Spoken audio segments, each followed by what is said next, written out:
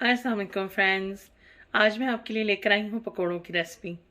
रमज़ान की आमद है और पकोड़े तो हमारे फेवरेट हैं। यहाँ पे हमने लिया है बेसन 1 किलो, 3 चम्मच नमक, 2 चम्मच लाल मिर्च पिसी हुई, 1 चम्मच हमने लिया है सूखा धनिया, सूखी मेथी हमने ली है 1 बड़ा टेबल स्पून, 1 टीस्पून हमने लिया है अजवाइन।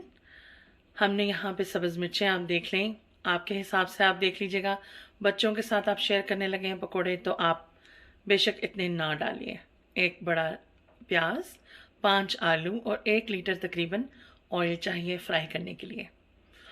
और आलूओं को आप काट लीजिए, प्याज को भी काट लीजिए। मैं अगला स्टेप आपको दिखाती हूँ इंशाल्लाह। ये देखें, हमने आलू प्याज सारी चीज़ें मिक्स कर ली हैं यहाँ पर बेसन के अंदर। और एक इंग्रेडिएंट जो मैं आपको बताना भूल गई थी वो है सब्ज़ धनिया फ्रेश, आप वो भी ऐड कर लीजिए। और अब इसको सबको मिक्स कर लें।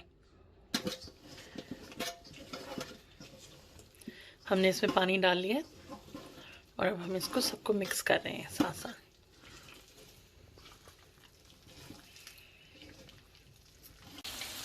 ये देखें, इसको हमने अच्छे से मिक्स कर लिया है और हम साथ ही साथ इसके पकोड़े भी निकालने लगे हैं। इसका एंड रिज़ल्ट मैं भी आपको थोड़ी देर में दिखाती हूँ। गर्मा गर्म पकोड़े हों, चटनी हो, अफ्तारी का वक्त हो और फैमिली का साथ हो, आ रहा है ना मुंह में पानी। जल्दी से इनको ट्राई कीजिए। जब रमज़ान में इनको ट्राई कीजिएगा तो मुझे ज़रूर याद कीजिएगा। उम्मीद करती हूँ ये आपकी रेसिपी बहुत अच्छी बने।